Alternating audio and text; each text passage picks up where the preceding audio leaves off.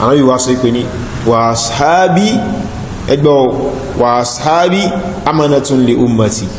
àwọn sàábé mi náà ni ìfọ̀kànbalẹ̀ òun náà ni ìṣọ́ àwọn àlìúmọ̀ mi fa idha dhahaba ashabi ata ummati ma yu'adun torí umma ya muzakarun kò ń ṣàbò kọ́kọ́ wà ní sígàbò ni so ata ummati ṣe wà náà hadith náà ni ata ummati ma yu'adun táwọn sàbẹ̀ mi bá ti lọ báyìí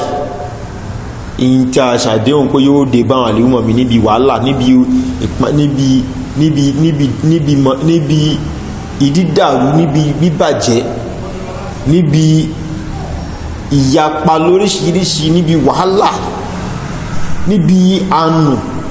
níbi gbogbo in tí pé àdánwò ńlá tí ó dé bá àlìúmọ̀ níbi inú ìjọ mùsùlùmí tẹ́ẹ̀fẹ́ ní ìmọ̀ ìtẹ́fẹ́ ṣe yẹn so in tó sì lè láwọn ìwà láwọn ní ká ṣe súnnà ká padà sójú ọ̀nà ìlànà àwọn sàábé àti ànábì mùsùlùmí gẹ́gẹ́ bá ṣe máa ń ka fún àwọn hadith fáwọn tí ó lágbà tí ó sábà pín ilẹ̀ ilẹ̀ tí gbọ́n wọ̀n náà àwọn tí ó là tọ́ni wọn náà àwọn tó ń ṣe tí màtàwọn sàbí mi ń ṣe lẹ́sìn dé ní báwo ló ṣe mọ̀ wọn náà ní kó máa gbẹ́wà sí àwọn tẹ́ pé in tó ń sọ fún ẹ wọ́n mọ̀ ẹ̀rí wá fún ẹ pé ànábì ló sọ báyìí àwọn sàbí ànábì bọ́ ṣe gbọ́ yé bọ́ ṣe ṣe ní kò sí àwọn oní pé bá ṣe gbá o àwọn nífẹ̀ẹ́nú aládàdá sílẹ̀ lórúkọ tẹ́ pé ogbó alásílẹ̀ tó ń ṣe náà kówó lè wọlé ni wọ́n máa fànábì parọ́ fáwọn èèyàn fànábì Allahu Akbar ẹ̀wọ́n náà túbọ̀ tán ẹ̀wọ́n náà lè kẹ́ ọmọ ẹ̀wọ́n ní sàárè so ẹ wá wo àwọn tánà ibi tó pàtàkì tó báyìí tẹ́pọ̀ àwọn gan ni igi lẹ́yìn ọgbà àlùmọ̀ níbi làwọn kan fẹ́ máa gé dànù làwọn kan fẹ́ máa lálàsí làwọn kan fẹ́ máa bọ ìlàpàjẹ́ fún àlùmọ̀ yìí ṣé kò tó ka ronú sílẹ̀ yìí alhamdulillah ọpẹ́ ni fún ọlọ́run bá abẹ́ ọlọ́run kó ṣe ìkẹ́ àti gẹ̀rẹ̀ fún Ànábì Muhammad sallallahu alaihi wasallam ẹ̀rí nínú àwọn hadith tó yẹ ká máa kà fún àwọn tí wọ́n bú àwọn sàhábà yìí tó yẹ pé àwọn àdísì náà ṣiṣẹ́ agbẹ̀rin pé kíyàn ṣe súnà so ṣùgbọ́n iṣẹ́ tó tún kọ́kọ́ ń ṣe òun náà ní pàtàkì àwọn tí wọ́n mú Islam dọ́dọ̀ wà ẹ ká gbọ́ àdísì yìí nítorí pé tíyàn bá jẹ́ni tó ní òjìlẹ̀ dáadáa yóò mọ̀ pé ní àbánàbí láyé o àwọn àbá ọ̀bánàbí láyé o àwọn àbá ọ̀bánàbí láyé o àwọn àbá ọ̀bánàbí láyé o àwọn àbá ọ̀bánàbí láyé o báwo la ṣe Muslim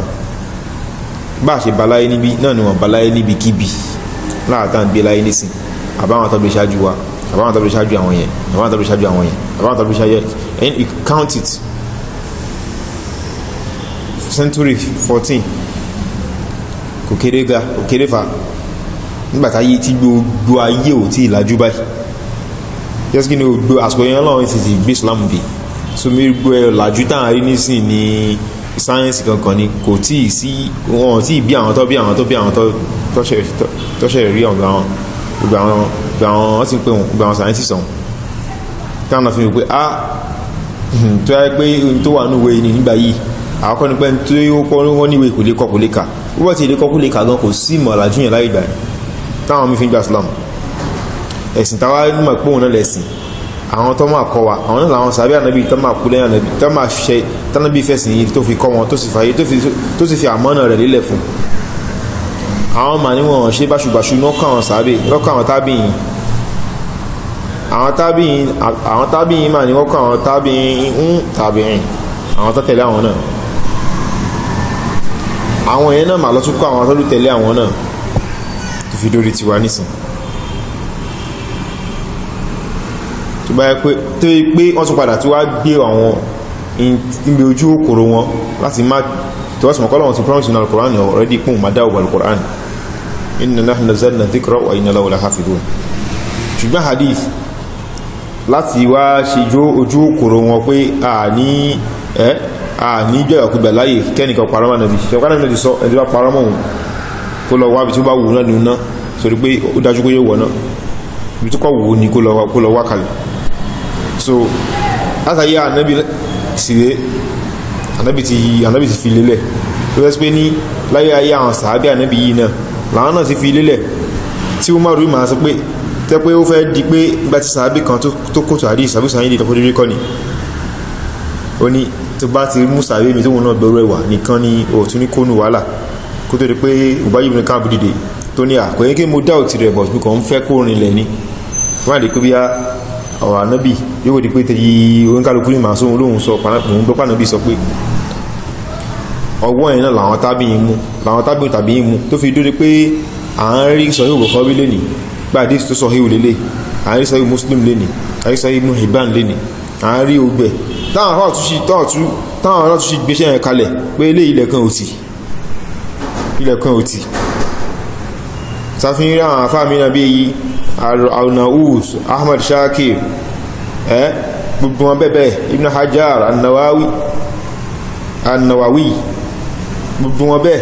àbáyẹ má gbé sí mílẹ̀nù àbákọ̀ ló gbé Nawawi yẹn sí mílẹ̀nù jàrí àti fún wọn lé sí tẹ̀lẹ̀ so tàfihàn rí gbogbo wọn bẹ́ẹ̀ ọ̀pọ̀ bẹ́ẹ̀ fa tàfihàn wá sálẹ̀ kódà àwọn bí sọ́lá ọ̀gán mẹ́mẹ́ tàfí wá sálẹ̀ tàfí máa ṣe pé kí ni kódà tàbátẹ̀ sí wá fún wá àwọn Muhammad ọ̀gá ni wọ́n bẹ̀ Yahya ibn Ma'in gbogbo wọn lọ bẹ́ẹ̀ Al-Bayhaqi Az-Zahabi gbogbo wọn olùmọ̀ hadith ńláńlá tàfí wá sálẹ̀ Ibn Taymiyyah ńkọ́ Ibn Qayyim ńkọ́ gbogbo wọn bẹ́ẹ̀ tàfí wá sálẹ̀ wọ́n ti dárúkọ àwọn Ibn Taymiyyah ni mo fi ń sọ pé tàfi wá sálẹ̀ fẹ́ dárúkọ Albani ni wọ́n á padà rántí pé ìwọ àwọn ẹ̀hẹ́n torí pé mo ṣe tó wọ́n ẹ̀kọ́ ni ọjọ́ ni wọ́n ṣe lójú àwọ̀ so torí pé àwọn kí ló ń jẹ́ àwọn Bukhari ń jẹ́ ọmọ kí fáwọn Imam Ahmad fáwọn Yahya nǹkankan ni fáwọn kí ló ń jẹ́ ni àwọn Imam Ahmad àti àwọn bí Yahya àti bí àwọn bí Ibn Madini gbogbo wọn ọjọ́ ló gbà ní àwọn tó tún ṣáájú àwọn yẹn àwọn Ibn Mubarak so àwọn Bukhari tún dé lẹ́yìn àwọn Ahmadu ni tẹ́ pé ní Bukhari tó kọ ọ́tún ní káwọn Ahmadu káwọn wò ọyẹ̀ wò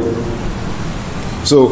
àwọn tó tún wá lẹ́yìn àwọn yẹn bí àwọn Muslim táwọn jẹ́ mọ́tẹ́ fún Bukhari Tirmizi ni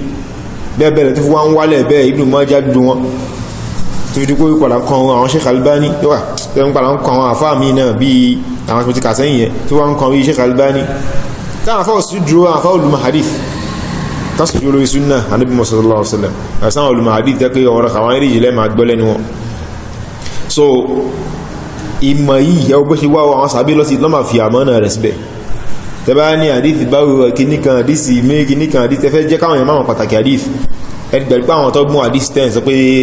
òpùrọ́ ni wọ́n yí hadith ọmọ lè ṣe ẹgbẹ̀rẹ̀ pé àwọn náà lọ tún mú kan àwọn náà lọ gba Kùránì fún wa sẹ́yìn wà mẹ́bẹ̀ tọ́lọ́run sọ kalẹ̀ ni ó jọ́ pé tẹ́ bá ti tọ́ọ̀bọ̀ hadith ẹ̀ tọ́ọ̀bọ̀ Kùránì náà wọ́n náà ṣe gbára lé torí àwọn èèyàn kan náà yìí náà ni wọ́n kọ Kùránì bọ́nà bí bá yín sọ wáyìí kalẹ̀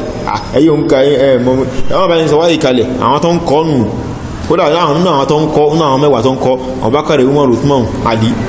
àwà ń bẹ náà tó ń kọ́ ọwà ń bẹ àbúrábí mọ̀súnjù gbò sáyà kan tó sọ kalẹ̀ tí ó sì ń bẹ so ẹ wá wo àdífì kan tí mo fẹ́ fi ṣe ìdánilẹ́kọ̀ọ́ fún wa ó wá látọ̀dọ̀ Abu Musa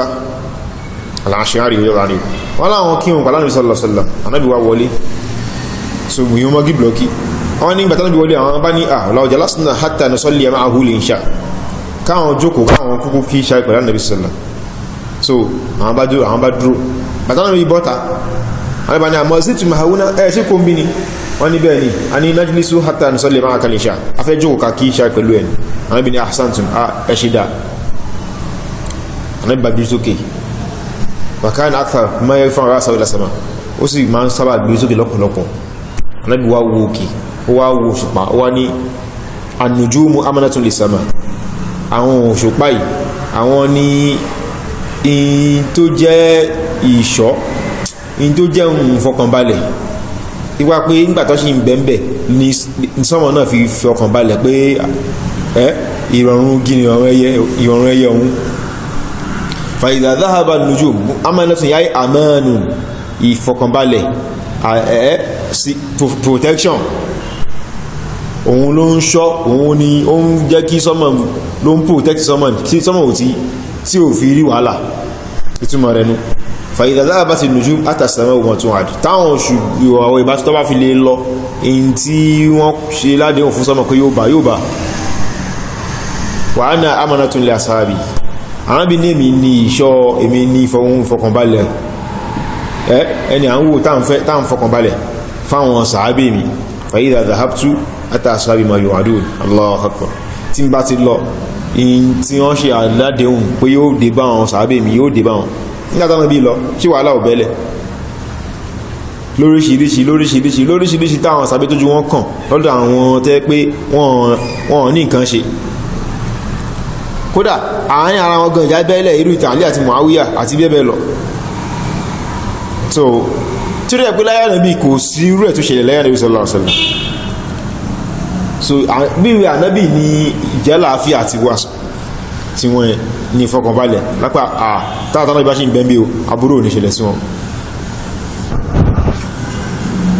tọ́nà ìbá ṣe ń bẹ láàrin wa Ọlọ́run tẹ̀ ní fìyà jẹ wá Ọlọ́run nípa wá rùn. àwọn yíwa sọ pé ní wa ashabi ẹgbọ́ wa ashabi amanatun li ummati àwọn sàábé mi náà ni ìfọ̀kànbalẹ̀ òun náà ni ìṣọ́ àwọn àlìúmọ̀ mi fa idha dhahaba ashabi ata ummati ma yu'adun torí umma muzakarun kò ń ṣàbò kọ́kọ́ wà ní sígàbò ní so hátà ummati ṣe wà náà hadith náà ni hátà ummati ma yu'adun táwọn sàbẹ̀ mi bá ti lọ báyìí in tí a ṣàdéhùn pé yóò dé bá àwọn àlèúmọ̀ mi níbi wàhálà níbi ìdídàrú níbi bíbàjẹ́ níbi ìyapa lóríṣiríṣi níbi wàhálà níbi àánú níbi gbogbo in tí pé àdánwò ńlá tí ó dé bá àlèúmọ̀ níbi inú ìjọ mùsùlùmí tẹ́ẹ̀fẹ́ ní ìmọ̀ ìtẹ́fẹ́ ṣe yẹn fẹ́ni tí ó bá sí lójú ọ̀nà tí ó sì nímọ̀ ẹ̀sìn so àbẹ̀ tó ṣe fẹ́ ṣe Islam aláwọn ẹ̀kọ́ ló ń kó sọ́wọ́ àwọn ṣíyànsìn tẹ́pẹ́ lára ṣàhádà tí wọ́n ṣe ní pé tàbí ìdàbà láwọn jẹ́rìí pé Ọlọ́run ni ẹ̀ẹ̀kan ni kò ṣe ẹkùn lè rásìn ànábì òjíṣẹ́ Ọlọ́run ni wọ́n fi kún fún pé wàlí Ọlọ́run ni lẹ́yìn náà jẹ́rìí pé Abubakar àti Umar ọ̀tá Ọlọ́run ni wọ́n wà gbẹ̀ náà fi kún fún wọn ṣáwọn yẹn ò sí iléyà so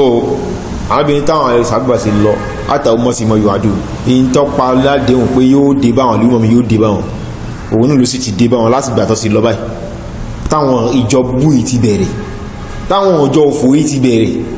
táwọn ọjọ́ àdánù yìí ti bẹ̀rẹ̀ bí ṣíyà ni bí mùtẹ́sílà ni bí aṣáàríyà ni bí mọ̀tùdíyà ni sùfíyà ni gbogbo àwọn àlúmọ̀ ọ̀daràn ìkọ̀dàríyà tekfiriya mention it hadisi yìí Allah àwọn sàábí ànábì àwọn ni amánà àlúmà nábì sallallahu alaihi wasallam àwọn ni ìṣọ́ àwọn ni in tó ń fi àlúmà nábì lọ́kàn balẹ̀ pé wàhálà ò ní dé bá wọn tó bá ti lọ wàhálà ó bẹ̀rẹ̀ wọ́n sì ti lọ ẹwọ wàhálà wọn láti rán dìsìn sànábì sí wá sọ in tí ó ṣe kíni ó ti sọ kalẹ̀ àwọn tọ́lọ́run wá fi ṣe amánà abẹ́lọ́run kó dákun kó má ṣe wà lọ́nà abẹ́lọ́run kó dákun kó má jẹ́ àsọnù bá àwọn Fìràwọ́nà ṣe sọnù pẹ̀lú Musa pẹ̀lú Fìràwọ́nà ṣe sọnù pẹ̀lú Fìràwọ́nà abẹ́lọ́run kó dákun àwọn tó ń ṣe gbàgbọ́ wọ́n wà bàjẹ́ yìí kó dákun kí ó fi kó ètè jẹ́ kó yí wọn kó sì yí wọn padà àdúrà fún wọn ni ó dẹ̀ pé ẹni tọ́lọ̀ máa ní yóò gbọ́ náà ni yóò gbọ́ ẹ̀hẹ́n tí ó bá ní gbọ́ tó ti sọ pé ṣẹ̀kíyù lélẹ̀ lájọ láti inú oyún tó ti kọ́ kalẹ̀ fún ṣẹ́ni tí ó lè mú gbọ́ abẹ́lọ́n kó dákun kó ṣàánà kó jà ó lóòrò ká sí múlò wasallallahu wasallam ala rasulillah wa ala alihi wa sallam wassalamu alaikum warahmatullahi wabarakatuh